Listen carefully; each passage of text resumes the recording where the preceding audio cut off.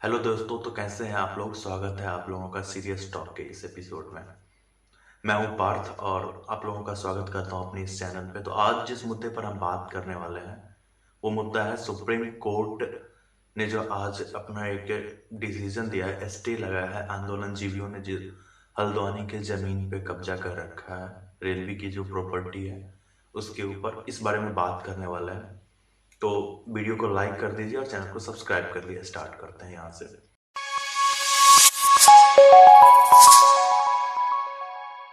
Railway को, जो हल्द्वानी एक उत्तराखंड का इकोनॉमिक कैपिटल माना जाता है, गेटवे ऑफ उत्तराखंड, आप हल्द्वानी के जमीन को आप बोल सकते हैं। तो वहाँ उत्तराखंड की जो सरकार है और रेलवे, इनको लगता है कि उत्तराखंड का डेवलपमेंट, हल्द्वानी एक इकोनॉमिक जगह है तो यहाँ से होना जरूरी है। हल्द्वानी को डेवलप करने के लिए रेलवे को अपनी ज़मीन चाहिए थी। तो इन ज़मीनों पे कुछ जो यूपी से आकर के बसे हुए लोग हैं, इन लोगों ने इस ज़मीन पे कब्जा कर रखा है। और उत्तराखंड एक पहाड़ी जगह है, तो इन लोगों ने उस जमीन पे कब्जा करके रखा हुआ है। तो रेलवे को अपनी प्रॉपर्टी खाली चाहिए थी। तो ये रेलवे कोर्ट में जाते हैं सन 2007 में। और 2007 में कोर्ट में जाने के बाद, जो भारत में न्यायिक प्रक्रिया है जहाँ पे एक बार आप चले जाएं तो कई पुश्तों के बाद, अगर दादा गया है कोर्ट में तो पोते के टाइम में डिसीजन आता है। तो इस तरह की न्यायिक प्रक्रिया में 2007 के बाद 2016 में फैसला आता है, जो कि बहुत जल्दी आ गया। ऑब्वियसली भारत की न्यायिक तंत्र है, अगर आपको 10 सालों में फैसला दे देती है तो आप शुक्र मनाइए, आप गंगा नहा के आ सकते हैं एक बार, कि बस इतने सालों में ही फैसला आ गया। खैर, फैसला आता है 2016 में। और उसके बाद जो भारत, ये लोग हैं आंदोलन, ये अतिक्रमण जीवी, ये लोग कोर्ट को जाके बोलते हैं कि आपने तो हमारा पक्ष सुना ही नहीं। अच्छा, कोर्ट भी बोलती है फिर, अच्छा अच्छा हमने तो आपका पक्ष नहीं सुना। 10 साल बाद इनको भी याद आता है कि कोई सामने वाला भी हो सकता है ना, वादी प्रतिवादी जिसे हम कहते हैं। फिर 2016 से ये प्रक्रिया स्टार्ट होती है कि हम आपकी बात सुनेंगे। और 2022 आती है। इतने सालों में इन्होंने सामने जो अतिक्रमण जीवी हैं उनकी बात सुनी है सुप्रीम कोर्ट ने, ये वहाँ की हाई कोर्ट ने। और उसके बाद इनका फैसला आता है कि ये जमीन, जिसमें से ज़्यादातर हिस्सा रेलवे का है और कुछ हिस्सा स्टेट का है, ये इनकी ही जमीन है और इनको खाली करना होगा। लेकिन खाली करने से पहले ये सर स्टेट का काम है कि इनको एक दूसरे जमीन पे बसाएं और प्रधानमंत्री आवास के तहत ये सुनिश्चित करें कि हर व्यक्ति को आवास मिल जाना चाहिए। और यहाँ पे जो परिवार रह रहे हैं, इसके बारे में भी कुछ बता दूं कि यहाँ पे 4500 परिवार हैं, जिसकी कुल आबादी 50,000 है। मतलब जैसे कि एक घोंसले में कुछ सर जाए तो उसके बाद जो कीड़े लगते हैं ना, उस तरीके से यहाँ पे जनसंख्या बढ़ी है। जनसंख्या विस्फोट नहीं, इसको कुछ अलग नाम देते हैं, वो हुआ है यहाँ पे। इतनी ज़्यादा जनसंख्या पैदा की गई है। ऑब्वियसली थोड़ा पिछले जगहों में आप जाते हैं तो इंटरटेनमेंट का कोई साधन नहीं होता, तो बच्चे थोड़े ज़्यादा होते हैं, ये नॉर्मली देखा गया है। लेकिन इन लोगों की आबादी में कुछ ज़्यादा ही हो जाते हैं, पता नहीं हर किसी के इंटरटेनमेंट का साधन एक ही होता है या कुछ ऐसा, इसलिए ये मुझे नहीं पता भाई। ये आप लोग जरा सर्च करें, वहाँ पे जाके देखें तो कुछ पता चल सकता है। हाँ, तो मैं मुद्दे पे आता हूँ। अब हुआ क्या कि ये लोग यहाँ पे गए, फैसला आया। अब 20 तारीख को रेलवे नोटिस वहाँ पे देती है कि 7 दिन में आप हमारी जगह खाली कर दें, नहीं तो ये जगह को हम तोड़ देंगे, डेमोलिश करेंगे, या फिर आपको इसका चार्ज देना होगा। 7 दिन बीत जाता है, 27 दिसंबर 2022 आता है। इसके दिन अब रेलवे को और स्टेट को अब चाहिए था कि बुलडोजर लेके जाएं और वहाँ पे घरों को तोड़ के हटाएं और खाली करवाएं। लेकिन जो भाजपा की तृप्तिकरण की जो नीति है, इसके तहत यहाँ पे ये नहीं किया जाता है, क्योंकि इन्हें तो दोनों को खुश रख के अपना वोट बैंक बढ़ाना होता है।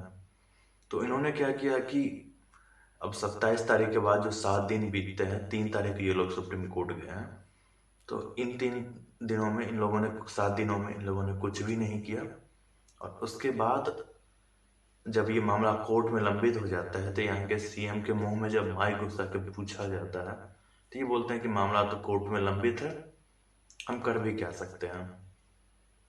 अब इन सारे प्रकरण में जो मुख्य चीज आपको देखने को मिलेगी, उसमें भाजपा की भूमिका कुछ ऐसी है कि दोनों हाथ में इनको लड्डू चाहिए।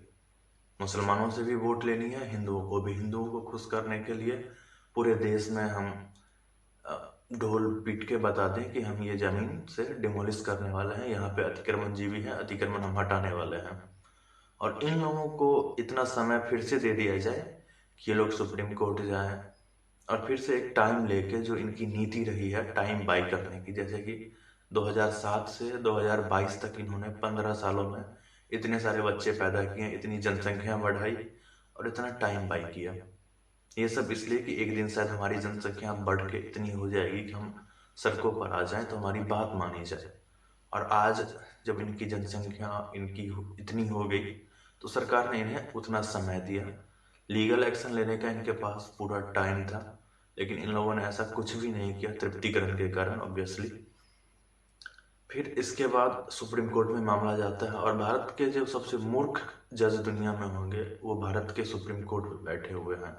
और ये मैं पूरे होशो हवास से बोल रहा हूँ, क्योंकि भारत के सुप्रीम कोर्ट में जज बनने के लिए जो सबसे ज़्यादा जो वो बोलते हैं ना क्राइटेरिया, वो है कि आप कहीं से भी LLB पास हो, किसी पुराने जज का बेटा हो, कॉलेजियम के तहत आपको यहाँ पे जज की नौकरी मिल जाएगी।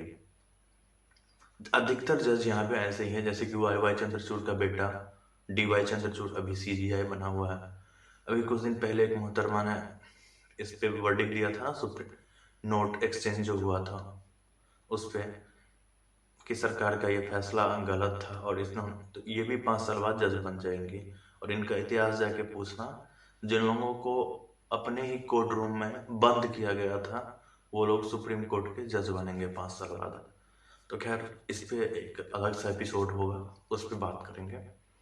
तो जज का जो ऑब्वियसली फैसला आना था वो वही आया। सबको पता था कि इस पे स्टे लगा देगी सुप्रीम कोर्ट, और वही हुआ। आज 5 तारीख को सुप्रीम कोर्ट का फैसला इस पे स्टे का आ गया।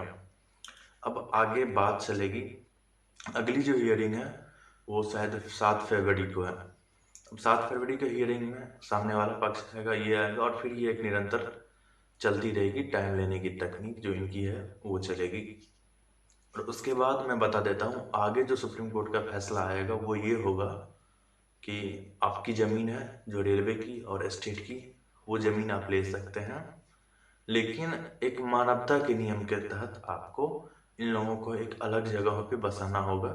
ऑब्वियसली वो जगह भी आप टैक्स पेयर के ही पैसों से वो जगह होगी, और वहाँ पे आपके टैक्स के पैसों से ही प्रधानमंत्री आवास के तहत इन अतिक्रमणकारियों को वो जगह पे घर बना करके दिया जाएगा।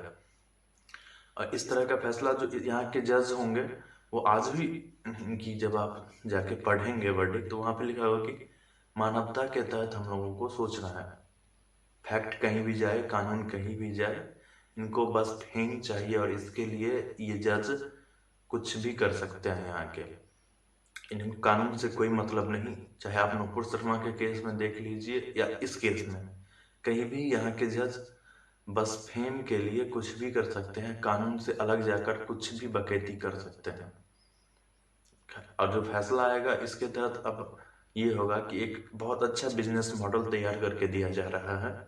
आप 20 साल कहीं पे EMI भरकर लोन ना लें, लोन लेकर घर ना बनाएं, कहीं पर जाकर रहें, जो खाली ज़मीनें होती हैं रेलवे की या पुराना घर, जो पुरानी ज़मीनें हैं वहाँ पर जाकर अपना घर बनाएं, कब्जा करें, और उसके बाद फिर सरकार को कहें कि ये खाली कैसे करवा रहे हो, बच्चे कहाँ जाएंगे हमारे, हमको घर बना कर दो। तो ये जो तरीका है, इससे बचने के लिए क्या किया जाना चाहिए, इस पर बात करेंगे।